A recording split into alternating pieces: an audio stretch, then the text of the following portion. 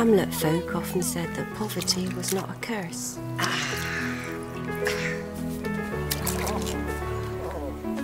But an inconvenience. They seem to know that lost art of being happy on little. Strange as it seems, the threat to such happiness can come not when things get worse, but when good fortune promises to make life better.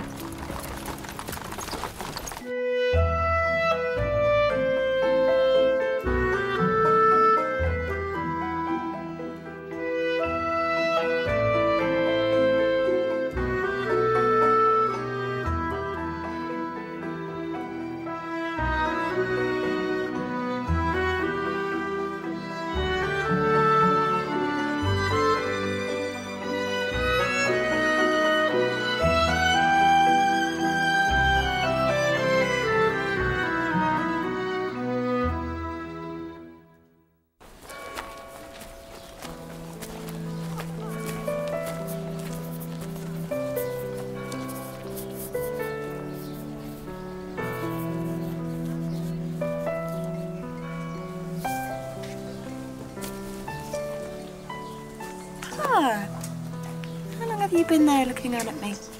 All your life, my girl.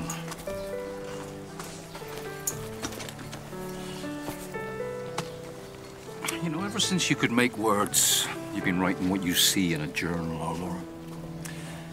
I never asked you, why do you do it? All goes by so fast. And this life deserves to be remembered.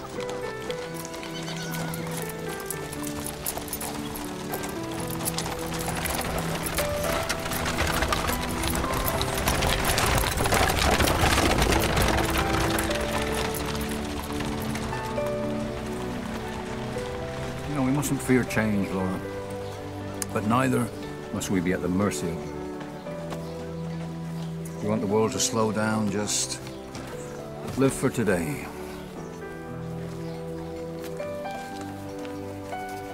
You writing down my words of wisdom? No. I'm recording how my pa ate his potato on Candleford Main Street.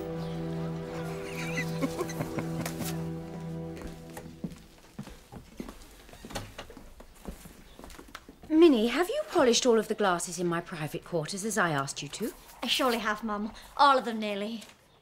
Most of them. Some. Minnie, is this the truth? Mum, you have caught me out in a little fib. I ain't polished none. And might I ask, what is the difference between a fib and a lie? Is a fib nearly the truth, Mum? As far as I can see, Minnie, there is no difference. They say whatever you might be in need of in a small town, head for the post office. Is it a telegram or a postal order? Or perhaps stamps? It is information I am after. I'm trying to trace someone hereabouts. I am a journalist from the Oxford Post. Journalist? A real writer? Daniel Parish. I already know I've come to the right place. Well, who is it you're attempting to trace?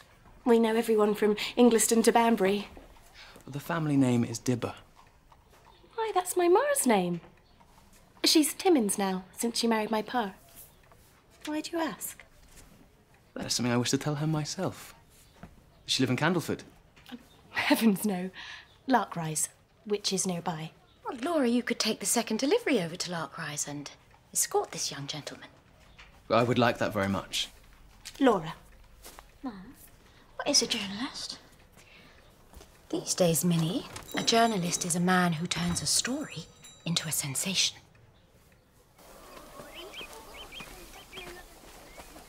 Sally Dibber. Why, yes. My Aunt Sally. She went to live in Australia when I was no more than a girl. Well, I lost touch with her years ago now. Oh, Mrs. Dibber died.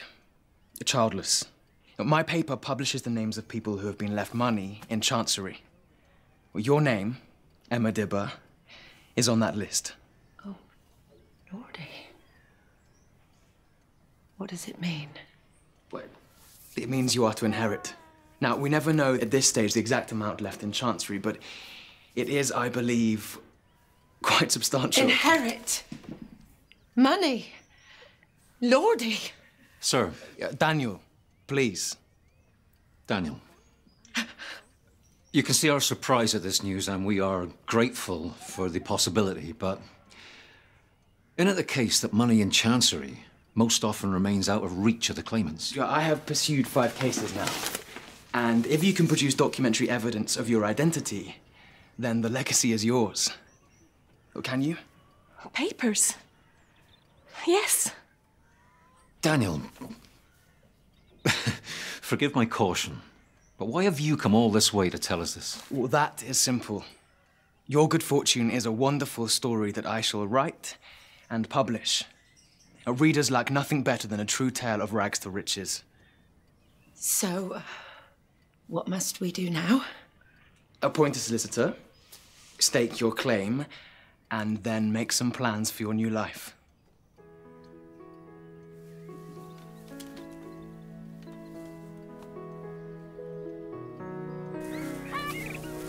How did you become a writer?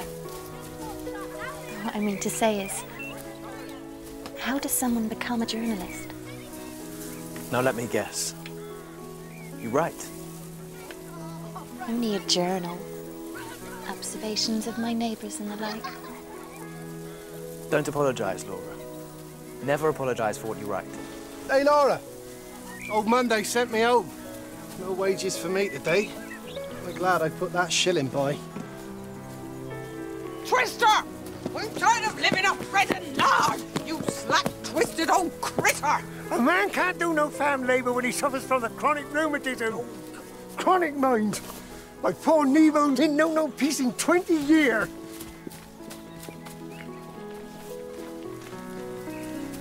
My pa calls Lark Rise the place God made with the leftovers when he was done making the rest of the earth. It must be quite a contrast for you, Laura. Living in Candleford.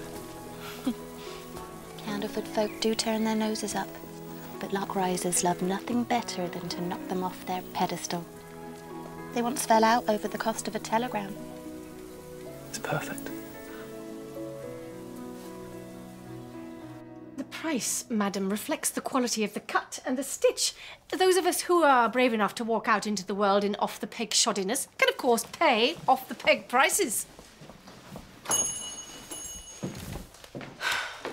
Pearl, do you wonder if we're wise to antagonise the customers because we cannot adapt to modern trends? Nonsense, Ruby. Standards endure. Why should we stoop to hawking mass-produced sackcloth? Yes, you're right. Of course, we are not sales girls, we are seamstresses. I do love to sew.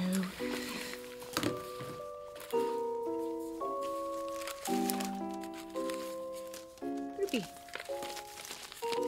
why on earth have you kept this? I was rather amused by this. It's a shower bath. It sprays water like a waterfall, apparently, and one washes oneself under it. Oh, how delightful.